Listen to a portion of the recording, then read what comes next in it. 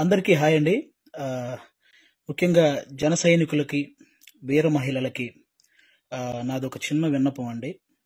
నేను ప్రొఫెషనల్గా కమెడియన్ అయి ఉండొచ్చు, కానీ పర్సనల్గా 80% మార్కులతో బీటెక్ కంప్లీట్ చేసి ఈ సమాజం మీద, రాజకీయాల మీద, అలాగే వ్యక్తుల మీద, విలువల మీద, అన్నిటి మీద అవగాహన కలిగిన ఒక వ్యక్తిని నేను కూడా.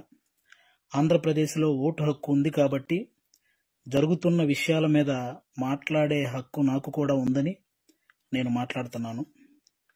అంటే జనసేనకి 24 సీట్లు అని అనౌన్స్ చేయగానే చాలామంది పవన్ కళ్యాణ్ గారిని తిడుతున్నారు, కొంతమంది అలుగుతున్నారు, కొంతమంది అసంతృప్తి చెందుతున్నారు, ఇంకొంతమంది అయితే మోసిన జెండానే కిందేసి కాలుస్తున్నారు, ఇంకొంతమంది అయితే వేసిన స్టిక్కర్స్ను లాగేసి పీకేస్తున్నారు.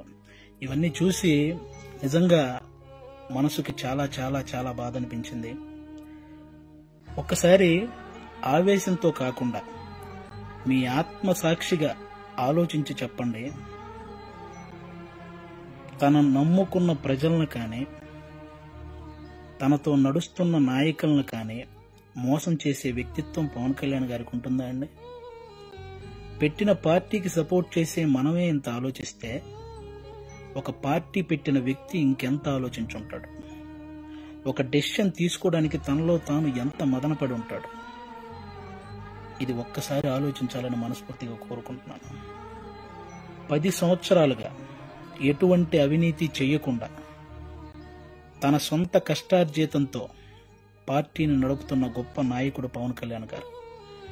అలాంటి వ్యక్తి గురించి మన శత్రువులు మాట్లాడినట్టు మనం కూడా మాట్లాడితే నిజంగా బాధ అనిపించిందండి. అంటే 24 సీట్లు ఏంటి, అదేంటి, ఇదేంటి అని 2019లో కనీసం ఆయన్ను కూడా గెలిపించుకోలేని మనం అదేంటి ఇదేంటి అని అడిగే హక్కు నిజంగా మనకు ఉందంటారా? అరే, చిన్న పరీక్ష ఫెయిల్ అయితేనే ఇంట్లో నుంచి ఒక 10 రోజులు బయటికి రాము. అలాంటిది ఇంత పెద్ద ప్రజా సంగ్రామంలో 2 చోట్ల ఓడిపోయి కూడా రెండో రోజే సమస్య అనగానే పరిగెత్తుకుంటూ వెళ్ళి ఆ సమస్యను సాల్వ్ చేసిన గొప్ప మనసు పవన్ కళ్యాణ్ గారిది. తన పిల్లల కోసం బ్యాంకులో దాచిన డబ్బును కూడా తీసి కౌలు రైతుల కష్టాలు తీర్చిన పవన్ కళ్యాణ్ గారి గురించా మనం ఇలాంటివన్నీ మాట్లాడేది. ఎన్నో సమస్యల మీద ఎంతో మందికి ఎన్నో రకాలుగా సహాయం చేసిన వ్యక్తిత్వం. రోజుకు 2 కోట్లు తీసుకునే ఒక స్టార్ హీరో సంపాదించిందంతా సహాయ కార్యక్రమాలకే పెట్టేసి ఆల్మోస్ట్ అప్పు చేసి మరీ ఒక పార్టీని నడుపుతున్నాడని మీలో ఎంతమందికి తెలుసు? అలాంటి పవన్ కళ్యాణ్ గారి గురించి మనం ఎలా పడితే అలా మాట్లాడేస్తున్నాం. దేశంలో ఇన్ని రాజకీయ పార్టీలు ఉన్నాయి, ఇంతమంది రాజకీయ నాయకులు ఉన్నారు. ఎవరైనా సరే మేము అధికారంలోకి వస్తే అది చేస్తాం ఇది చేస్తాం అనేవాళ్లే కానీ ప్రతిపక్షంలో ఉండగా ఏనాడైనా వాళ్ళ జేబులో నుంచి 1 రూపాయి తీసి ఎవరికైనా సహాయం చేశారా? అలా సహాయం చేసిన ఏకైక రాజకీయ నాయకుడు పవన్ కళ్యాణ్ గారు. అలాంటి వ్యక్తిని పట్టుకొని మనం కులాన్ని తాకట్టు పెట్టాడు, పార్టీని తాకట్టు పెట్టాడు, ప్యాకేజ్ తీసుకున్నాడు అని చాలా ఈజీగా అనేస్తున్నాం. అమ్మలాంటి కులాన్ని, పార్టీని తాకట్టు పెట్టే వ్యక్తే పవన్ కళ్యాణ్ గారు. డబ్బుకు అమ్ముడుపోతాడా? ప్రతిపక్షంలో ఉన్న టీడీపీ కంటే అధికార పక్షంలో ఉన్న వైసీపీ దగ్గరే ఎక్కువ డబ్బు ఉంటుంది కదా, మరి అమ్ముడుపోయే వ్యక్తి అయితే వాళ్ళే కొనుక్కోవచ్చు కదా. ఎందుకండి ఈ మాటలు? పవన్ కళ్యాణ్ గారు ప్రజలు పంచే ప్రేమకు బానిస కానీ నాయకులు పంచే డబ్బుకి ఎప్పటికీ బానిస కాడు, అవ్వడు. అభిమానించటం అంటే మనకు అనుకూలంగా ఉన్నప్పుడు జై కొట్టడం, అనుకూలంగా లేనప్పుడు బాయ్ చెప్పడం కాదండి. ఒక నాయకుడు ఎలాంటి డెసిషన్ తీసుకున్నా దానికి కట్టుబడి ఉండటాన్నే అభిమానించటం అంటారు. అదే నిజమైన అభిమానం అంటారు. అలా ఉండగలగాలి.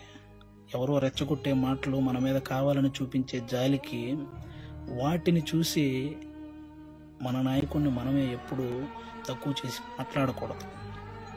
అలాగే టీడీపీ కార్యకర్తలకు కూడా నా నుంచి ఒక చిన్న విన్నపం అండి. 2014లో ఒక్క సీటు కూడా ఆశించకుండా పూర్తి మద్దతు చంద్రబాబు నాయుడు గారికి ప్రకటించారు. ఆ త్యాగాన్ని గుర్తించాలని మనస్ఫూర్తిగా కోరుకుంటున్నాను.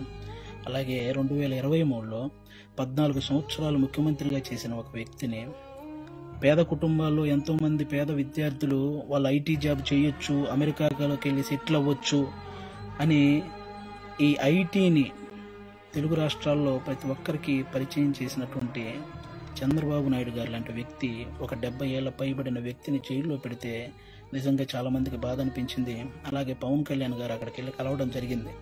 పొత్తు అనేది పెద్ద సభలు పెట్టి ఆడంబరంగా చేసుకోవచ్చు, కానీ అలాంటి ఆడంబరాలు కోరుకోలేదు. అక్కడ కష్టాన్ని చూశాడు. ఆ జైలు ముందుకు వచ్చి అక్కడే పొత్తును ప్రకటించాడు. ప్రకటించిన వెంటనే జన సైనికులందరికీ ఏం చూసించాడో తెలుసా?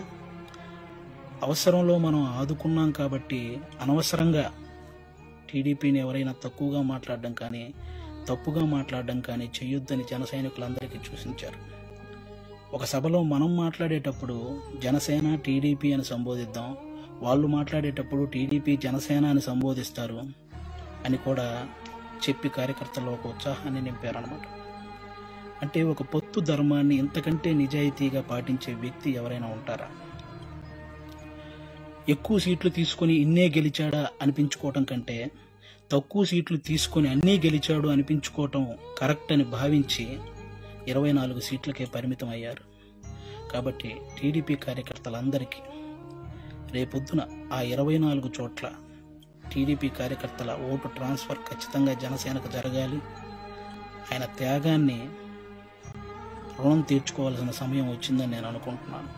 అలాగే పవన్ కళ్యాణ్ గారి మాటని గౌరవించి జనసేన కార్యకర్తలు కూడా టీడీపీ నిలబడ్డ ప్రతి చోట ఆ ఓటు ట్రాన్స్ఫర్ జరగాలని మనస్ఫూర్తిగా కోరుకుంటున్నాను.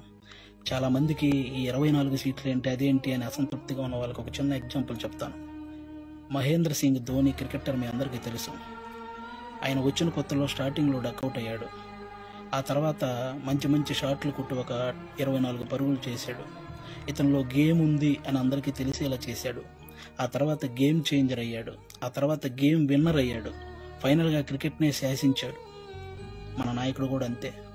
స్టార్టింగ్లో 2 చోట్ల ఓడిపోయి ఉండొచ్చు. ఇప్పుడు 24 సీట్లతో అసెంబ్లీలోకి 21 సీట్లతో అసెంబ్లీలోకి వెళ్ళొచ్చు, 3 పార్లమెంట్ సీట్లు గెలవచ్చు. రాజకీయం బాగా తెలిసినవాడు అని అందరూ అనుకోవచ్చు.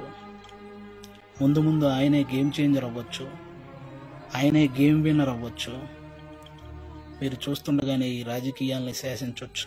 కాబట్టి ఎప్పుడు ఎవరిని తక్కువగా అంత ఈజీగా ఒక పార్టీ నడిపే అధ్యక్షుడు ఎంత ఆలోచించుంటే ఇవన్నీ చేస్తుంటాడని గుర్తుపెట్టుకుని మాట్లాడాలని మనస్ఫూర్తిగా కోరుకుంటున్నాను. ఆయన నిలబడ్డ 24 సీట్లు గెలిపించి ఒక మంచి పొజిషన్లో ఉంచండి. మన మనసులో ఉన్న పొజిషన్కి ఆయనే చేరుకుంటారు. థ్యాంక్ యూ అందరికీ. అంటే 10 సంవత్సరాల నుంచి పార్టీ నడుపుతున్న ఒక వ్యక్తికి 10 సీట్లు తగ్గగానే ఎలా పడితే అలా మాట్లాడుతుంటే 2 డేస్ నుంచి ఏం చేయాలో అర్థం కాక ఒకసారి నేను మాట్లాడాలనిపించి మాట్లాడాను. తప్పు మాట్లాడుంటే క్షమించండి, కరెక్ట్ మాట్లాడుంటే కన్విన్స్ అవ్వండి. Thank you. జై హింద్, జై జనసేన. Thank you.